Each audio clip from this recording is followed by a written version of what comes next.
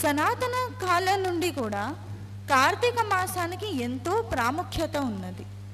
ఈ నెల ధైర్యానికి, విజయానికి, జ్ఞానానికి ప్రతీకగా మన పురాణాలు, ఋషులు చెబుతున్నారు. ఈ నెలలో చంద్రుడు కృతికా నక్షత్ర సమీపంలో సంచరిస్తూ ఉండటం వలన దీనికి కార్తీక మాసము అని పేరు వచ్చింది. ఈ నెలలో మనము వివిధ దేవతామూర్తులను ఆరాధిస్తాము, పూజిస్తాము. పురాణాల ప్రకారం ఆషాఢ శుక్ల ఏకాదశి నాడు, అంటే శయన ఏకాదశి నాడు యోగ నిద్ర మొదలుపెట్టిన శ్రీ మహావిష్ణువు కార్తీక మాసంలో వచ్చేటువంటి శుక్ల ఏకాదశి నాడు, దీనిని ప్రబోధిని ఏకాదశి మరియు ఉత్థాన ఏకాదశి అని కూడా అంటారు. ఈ ఉత్థాన ఏకాదశి రోజు శ్రీ మహావిష్ణువు యోగ నిద్ర నుండి మేలుకొంటాడు అని పురాణాలు వివరిస్తున్నాయి. అలాగే స్కంద పురాణం ప్రకారం పార్వతీ పరమేశ్వరుల కుమారుడైనటువంటి కార్తికేయ స్వామి వారు జన్మించింది కూడా కార్తీక మాసంలోనే. ఇలా ఎన్నో పురాణాలు, గ్రంథాలు కార్తీక మాసం యొక్క విశిష్టత గురించి బహువిధాలుగా తెలుపుతున్నవి. ప్రస్థానత్రయంలో ఒకటైనటువంటిది భగవద్గీత. భగవద్గీత ఉపనిషత్తుల యొక్క సారాంశం. ఉపనిషత్తులు వేదాల నుండి వచ్చాయి.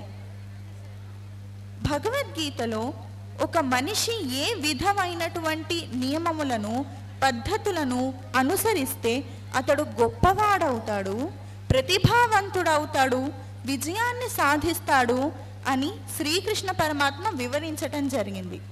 మనము ఒక విషయం కనుక గమనిస్తే కార్తీక మాసం అంతా కూడా మనము ఆచరించేటువంటి సాంప్రదాయాలు, నియమములు అన్నీ శ్రీకృష్ణ పరమాత్మ భగవద్గీతలో వివరించినవే.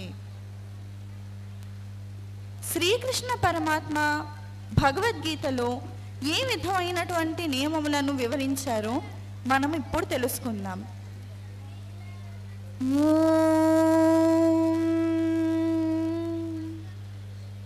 కరన్యాసం.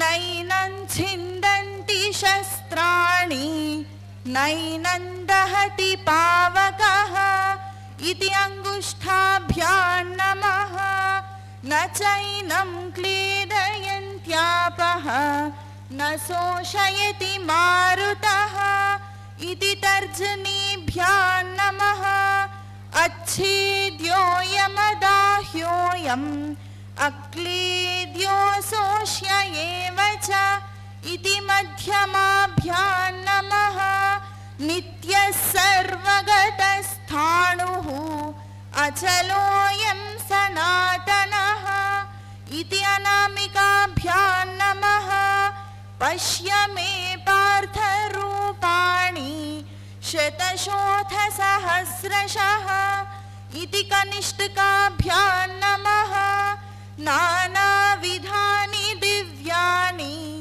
నానావర్ణాకృతీని చ ఇతి కరతలకర పృష్ఠాభ్యాం నమః. అంగన్యాసం. నైనం ఛిందంతి శస్త్రాణి నైనం దహతి పావకః ఇతి హృదయాయ నమః న చైనం క్లేదయంత్యాపః న శోషయతి మారుతః ఇతి శిరసి స్వాహా అచ్ఛేద్యోయమదాహ్యోయం అక్లేద్యో శోష్య ఏవ చ ఇతి శిఖాయైవ షట్ నిత్యః సర్వగతస్థాణుః అచలోయం సనాతనః ఇతి కవచాయ హుం పశ్య మే పార్థ రూపాణి శతశోథ సహస్రశః ఇతి నేత్రత్రయాయ ఔషట్ నానావిధాని దివ్యాని నానావర్ణాకృతీని చ ఇతి అస్త్రాయ ఫట్. శ్రీ భగవానువాచ యావానర్ధౌదపాణి సర్వతః సంప్లుతోదకే తావాన్ సర్వేషు వేదేషు బ్రాహ్మణస్య విజానతః. అన్ని వైపులా జలములతో నిండి ఉన్న మహాజలాశయము అందుబాటులోనున్న వానికి చిన్న చిన్న జలాశయముల వలన ఎంత ప్రయోజనమో, పరమాత్మ ప్రాప్తి నందిన బ్రహ్మజ్ఞానికి వేదముల వలన అంతయే ప్రయోజనము ఉంటుంది. కర్మణ్యేవాధికారస్తే మా ఫలేషు కదాచన మా కర్మ ఫలహేతుర్భూః మా తే సంగోస్త్వ కర్మణి. కర్మలను చేయుట ఎందే నీకు అధికారము కలదు, కానీ వాటి ఫలితముల పైన లేదు. నీవు కర్మఫలమునకు కారణము కారాదు. అట్లని కర్మలను చేయుట మానరాదు. యోగస్థః కురు కర్మాణి సంగం త్యక్త్వా ధనంజయ సిద్ధ్య సిద్ధ్యో సమో భూత్వా సమత్వం యోగ ఉచ్యతే. యోగమునందు స్థితుడవై ఆసక్తిని వీడి కార్యములు ఫలించినను ఫలించకున్నను సమత్వ భావమును కలిగి ఉండి కర్తవ్య కర్మలను ఆచరింపుము.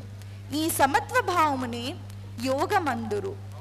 అర్జున ఉవాచ స్థిత ప్రజ్ఞస్య కా భాషా సమాధిస్తస్య కేశవ స్థితద్ధి కిం ప్రభాషేత కిమాసీత వృజేత కిం. శ్రీకృష్ణ పరమాత్మ ఒక స్థిత ప్రజ్ఞుడు.